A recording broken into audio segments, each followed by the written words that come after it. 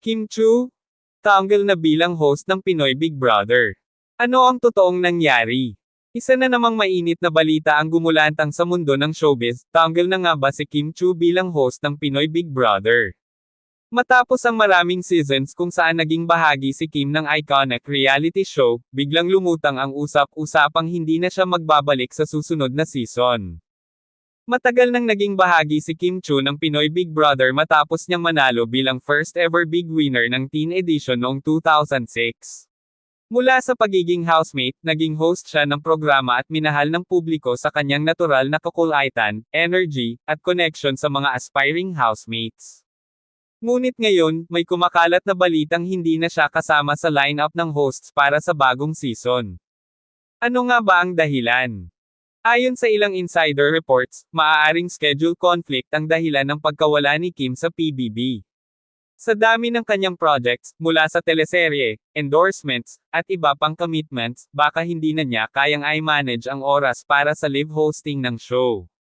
Isa pang malaking tanong ng netizens, tinanggal ba si Kim o kusa siyang nagdesisyon na mag-step down? Ayon sa ilang sources, posibleng si Kim mismo ang nagdesisyong lumabas sa programa dahil gusto niyang mag-focus sa ibang career opportunities. Pero may ibang spekulasyon naman na nagsasabing baka may pagbabago sa format ng show, kaya nagkaroon ng reshuffling sa hosting lineup.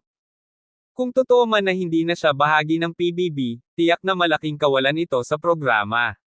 Si Kim Chu ang isa sa pinakamatagal na host ng show, at marami ang nasanay na makita siya sa iconic PBB stage. Hindi pa man kumpirmado, pero ramdam na ang lungkot ng mga fans.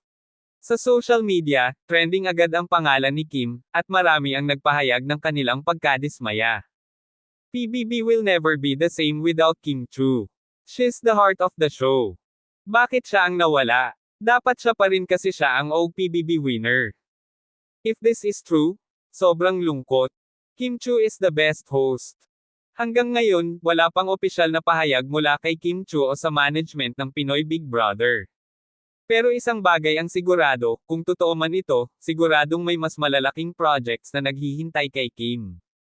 Ano sa tingin nyo, mga ka-celebrity hub? Totoo nga kayang wala na si Kim sa PBB? At kung oo, sino ang posibleng pumalit sa kanya?